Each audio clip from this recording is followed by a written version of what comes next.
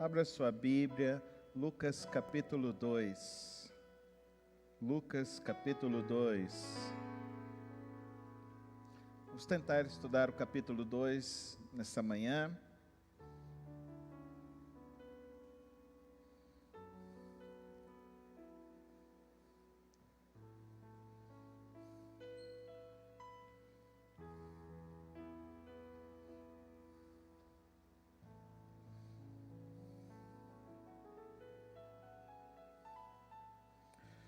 Naqueles dias, César Augusto publicou um decreto ordenando o recenseamento de todo o Império Romano. Este foi o primeiro recenseamento feito quando Quirino era governador da Síria, e todos iam para a sua cidade natal a fim de alistar-se. Assim, José também foi da cidade de Nazaré da Galiléia para a Judéia, para Belém, cidade de Davi, porque pertencia à casa e à linhagem de Davi. Ele foi a fim de alistar-se com Maria, que lhe estava prometida em casamento e esperava um filho. Enquanto estava lá, chegou o tempo de nascer o bebê. E ela deu à luz o seu primogênito, envolveu-o em panos e o colocou numa manjedoura, porque não havia lugar para eles na estalagem. Pai Celeste, dá-nos clareza, ó Deus, e entendimento da Tua vontade, em meio, ó Deus, às circunstâncias que vivemos, Senhor. Que nesta manhã Teu Espírito ilumine nossos corações, ilumine nossas vidas, ó Deus, a entender os Teus decretos, os Teus propósitos, a Tua vontade, as Tuas ordenanças, em meio a tudo aquilo que vivemos, Senhor. Que o Teu Espírito Santo, ó Deus, passeie em nossas vidas e nos ilumine o caminho a compreender a Tua vontade, em nome de Jesus. Amém.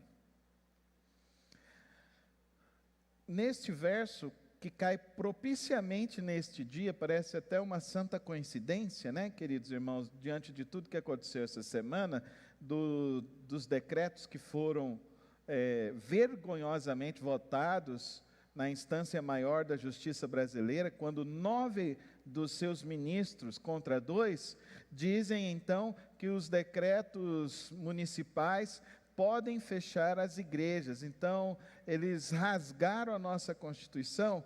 Nós vamos estudar a palavra de Deus aqui em Lucas 2, que diz também de um decreto.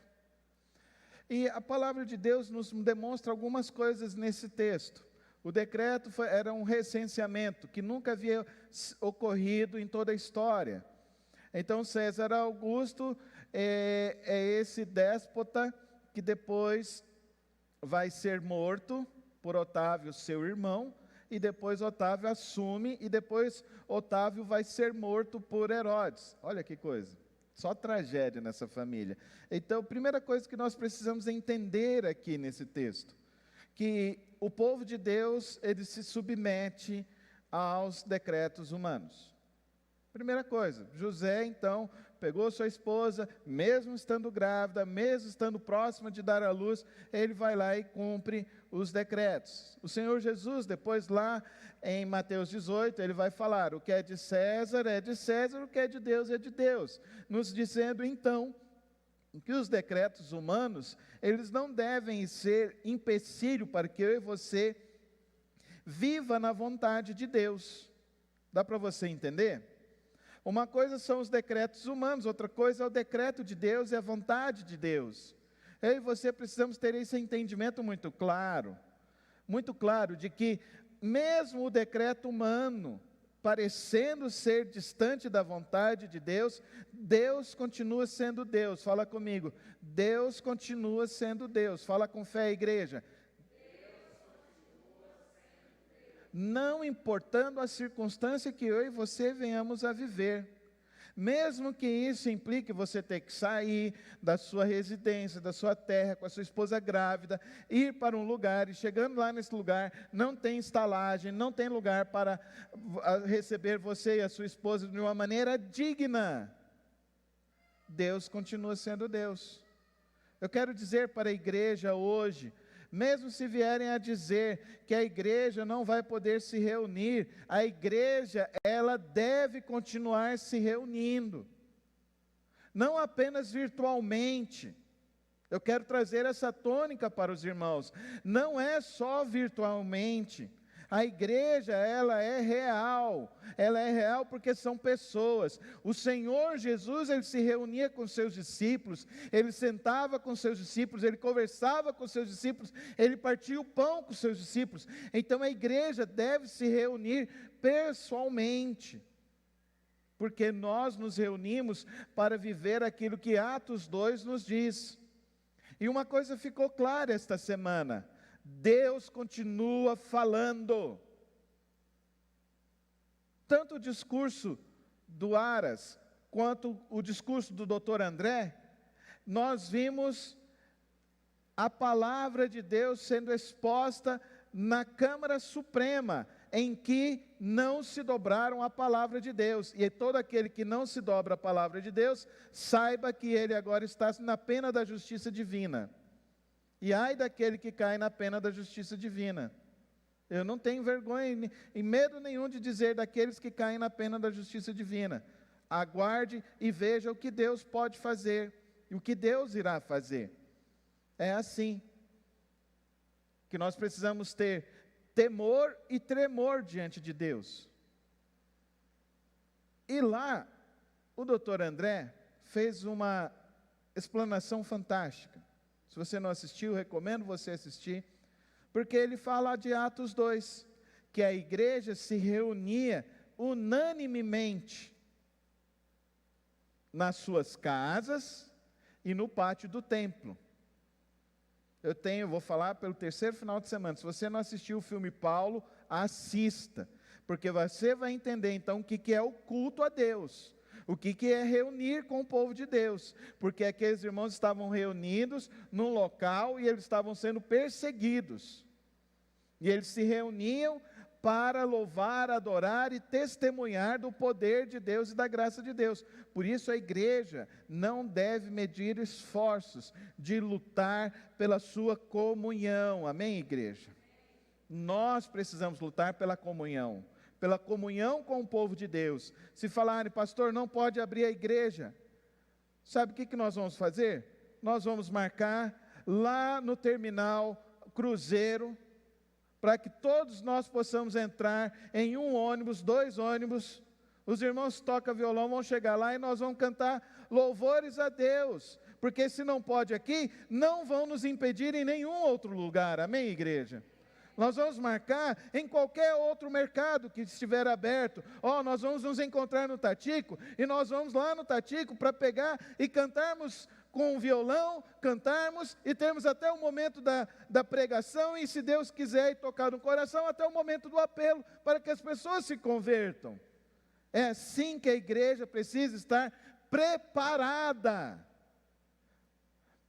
José e Maria, com certeza, eles já tinham preparado o quartinho do bebê, o chá da revelação, o chá de fraldas, né? Né, irmãos? Chá, agora é um monte de chá, né? É o chá do bebê, o chá da revelação. E aí, já tinham preparado até as lembrancinhas para serem entregues. Aí eles têm que sair de Nazaré e ir para Belém, de carro, com ar-condicionado. Era, irmãos? Não, em cima de um jumentinho. E eles foram. Aquela mulher grávida, aquele barrigão, próximo de dar à luz, de um menino de 53 centímetros. Eu não sei o tamanho de Jesus, viu, irmão? Isso aqui é só licença poética, tá? Chega lá, não acha lugar nenhum.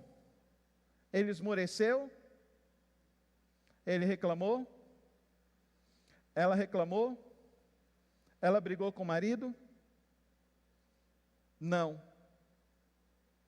Porque o melhor para mim e para você é estar na vontade de Deus, no centro da vontade de Deus. Diz isso comigo, igreja. O melhor para a minha vida, é estar no centro da vontade de Deus. Vamos com mais fé? O melhor para a minha vida é estar no centro da vontade de Deus. Você pode não ter o melhor quarto, você pode não ter os seus amigos mais próximos, você pode não ter o recurso que você gostaria de ter, mas se você está no centro da vontade de Deus, observe o que acontece no restante da leitura. Havia pastores que estavam nos campos próximos e durante a noite tomavam conta dos seus rebanhos. E aconteceu que um anjo do Senhor apareceu-lhes, e a glória do Senhor resplandeceu ao redor deles, e ficaram aterrorizados. Mas o anjo lhes disse: não tenham medo, estou lhes trazendo boas novas de grande alegria, que são para todo o povo. Hoje, na cidade de Davi, lhes nasceu o Salvador, que é Cristo Senhor. Isto lhes servirá de sinal: encontrarão o bebê envolto em panos e deitado numa manjedoura. De repente, uma grande multidão do exército celestial apareceu com um anjo, louvando a Deus e dizendo: glória a Deus nas alturas e paz na terra aos homens, aos quais Ele concede o seu favor. Quando os anjos os deixaram e foram para os céus, os pastores disseram uns aos outros: vamos a Belém e vejamos isso que aconteceu e que o Senhor nos deu a conhecer. Então correram para lá e encontraram Maria e José e o bebê deitado na manjedoura. Depois de o verem, contaram a todos o que lhes fora dito a respeito daquele menino. E todos os que ouviram o que os pastores diziam ficaram admirados. Maria, porém, guardava todas essas coisas sobre elas refletia em seu coração. Os pastores voltaram glorificando e louvando a Deus por tudo o que tinham visto e ouvido, como lhes fora dito. Eles não receberam os presentes dos magos ainda. Os primeiros visitantes são os pastores de ovelhas. Não recebeu a visita dos pais, dos avós. Não recebeu a visita das amigas, dos amigos.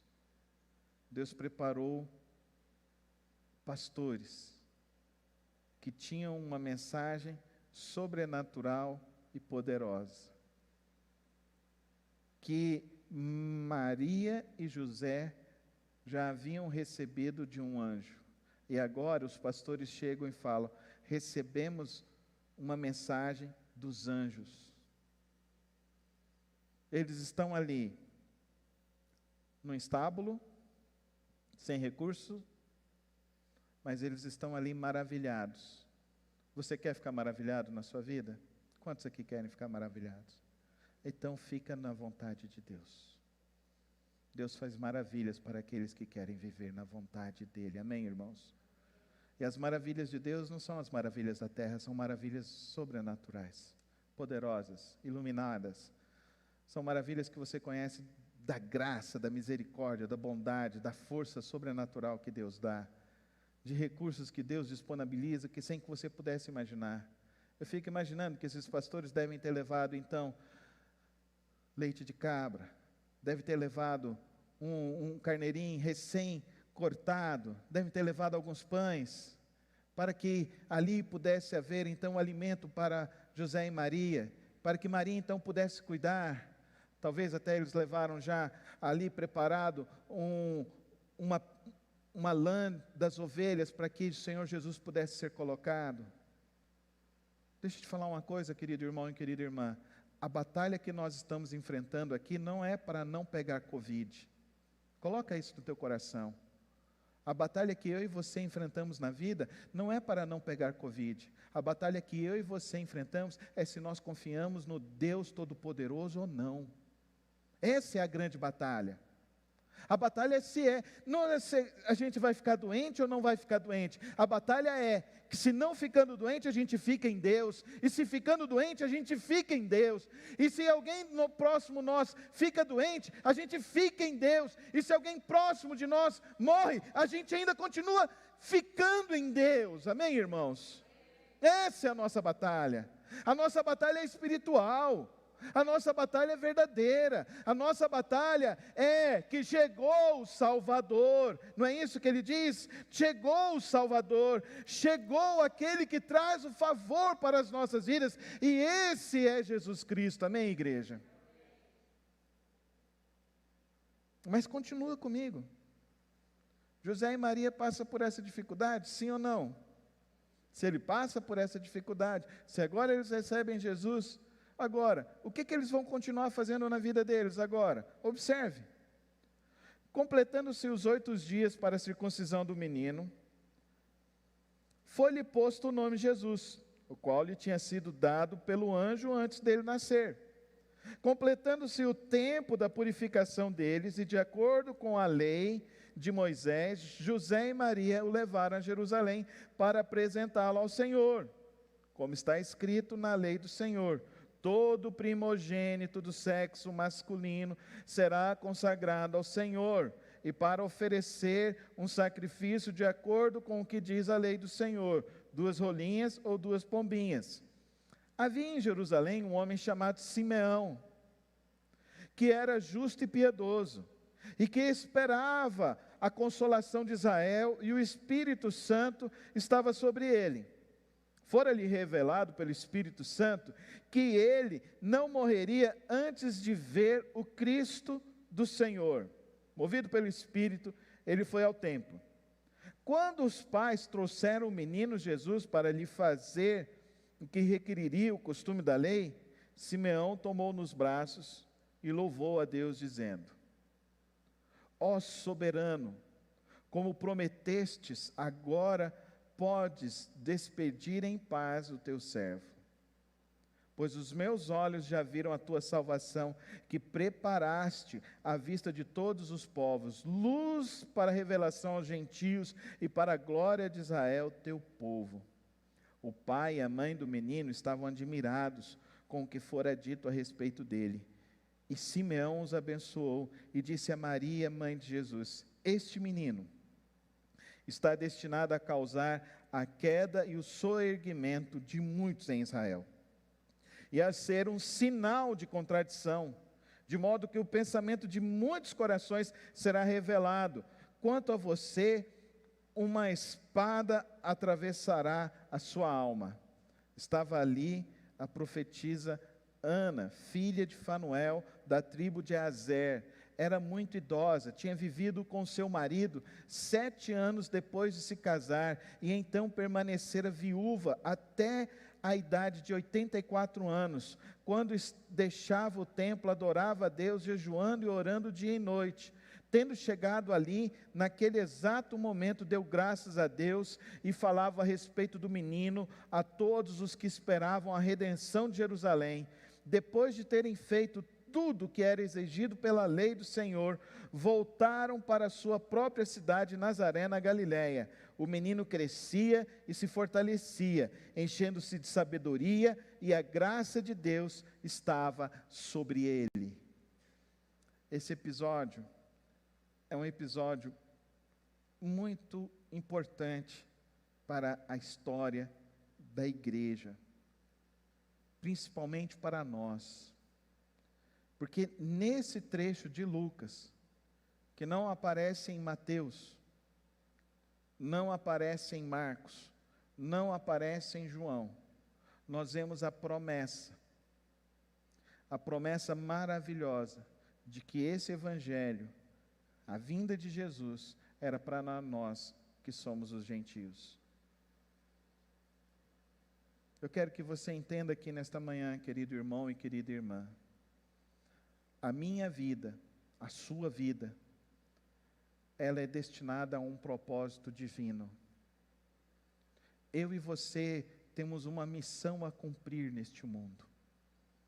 Desde pequenos, nós temos a missão de cumprir a vontade de Deus, o propósito de Deus. A despeito de qualquer decreto humano, a despeito de qualquer necessidade humana, a despeito de qualquer circunstância difícil que venhamos atravessar, nós temos um propósito para cumprir com as nossas vidas. O propósito a cumprir com as nossas vidas é sermos como este Simeão, aguardar o momento certo para fazer a vontade de Deus. É de ser como essa senhora, essa Ana, que com 84 anos era fiel a Deus, a despeito de qualquer circunstância que acontecia na vida. Ela era fiel a Deus e fazia o que Deus queria da vida dela. Às vezes você está achando que você não está cumprindo a sua vontade, não está cumprindo a vontade de Deus, não está exercendo o seu papel. Às vezes você está achando que você está aí só sofrendo neste mundo, passando por as lutas e as agruras deste mundo. Eu quero que você olhe para essas duas personagens aqui de Lucas, que nos falam que a sua vida tem importância para o momento em que Deus deseja agir através da sua vida. E Deus quer agir através da minha vida, da sua vida, da vida de todos nós. Por isso que somos igreja, por isso que anunciamos o Evangelho, porque no Evangelho, cada ser humano, cada criatura divina, ela é para um propósito eterno, para um propósito verdadeiro.